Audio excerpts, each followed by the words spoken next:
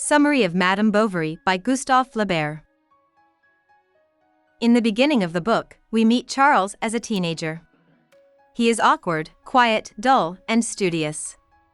Charles passes his tests and becomes a doctor after struggling through elementary school and a series of classes in medicine that he doesn't understand. His caring mother found him a rich middle-aged wife named Madame de Buch. They moved to a small town called Toasts, where Charles started to work as a doctor. One night, he gets a call to help a man whose leg is broken. During his visit, Charles falls in love with the man's daughter, Emma, a beautiful and stylish girl. Soon after that, Charles's wife dies of a nervous illness, and Charles and Emma get married within a year. Charles is crazy about his new wife, but Emma soon gets bored and sad. She doesn't feel anything like the love she reads about in her best romance books, and she blames Charles's bad looks and boring talk. Even though he is kind, loving, and has a decent job, she doesn't think he is a good husband.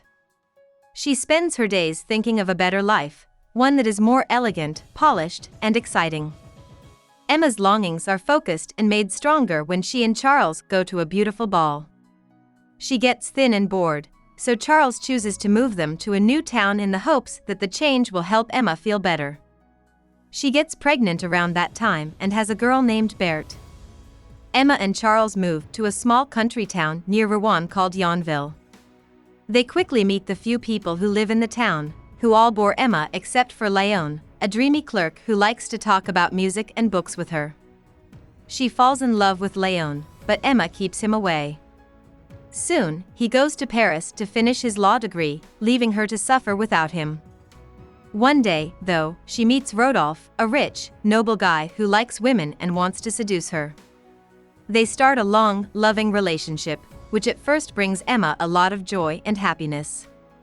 But Rodolphe doesn't really care about Emma, and he's getting tired of acting like he does. He broke up with her in a letter on the day they were going to run away together, and Emma was sad and crazy for months after that. She is also getting into a lot of debt by buying pretty clothes and gifts from the sneaky town draper, Leroux. In the meantime, she and Haumais, the town's chemist, persuade Charles to do a questionable operation on Hippolyte, the inn stableman, and the man loses a leg. Charles and Emma go to Rouen to see a play one day. They meet Léon, who has just come back from Paris. Emma and Léon finally start dating. Emma comes to town once a week to see him by making it look like she is taking piano lessons. As with Rodolphe, the affair starts out happy, but then it gets boring and routine, and both loves start to dislike each other. Emma's bills keep getting bigger and bigger, and one day she gets a letter from the government saying she must pay a very large amount of money or lose everything she owns. Emma tries to get the money from Léon, who doesn't say yes or no, from the town lawyer, who asks her out, and from Rodolphe, who says no in a cold way. Emma is crazy with worry and confusion. She talks Justin, who works for the pharmacy, into taking her to Haumais' lab, where she eats a handful of arsenic. Later that night, she dies in a terrible way. Charles is sad and can't pay Emma's bills because of his loss.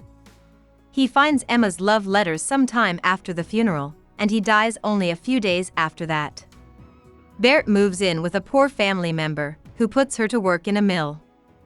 About the author. Gustave Flaubert was born in Rouen and grew up there. His father was a rich middle-class surgeon. When Flaubert was a child, a neighbor would often read him Don Quixote out loud, so he knew the story by heart. He went to school in Rouen, and then he went to law school in Paris, where he met many writers. After a few years, Flaubert quit law school and went to Croisset, a small town near Rouen where he lived for the rest of his life. Around the time he left Paris in 1846, he started the one important love relationship of his life. He became friends with the artist Louise Collet and wrote her letters. Between 1846 and 1850, when he started writing Madame Bovary, Flaubert went to the Middle East with friends. On that trip, he got diseases that made him sick and weak for the rest of his life. Before he wrote Madame Bovary, he wrote a story called November and a Baroque, magical book called The Temptation of St. Anthony. His literary friends told him to stay away from the mysterious and the lyrical and to focus on everyday life. From then on, he switched back and forth between the two.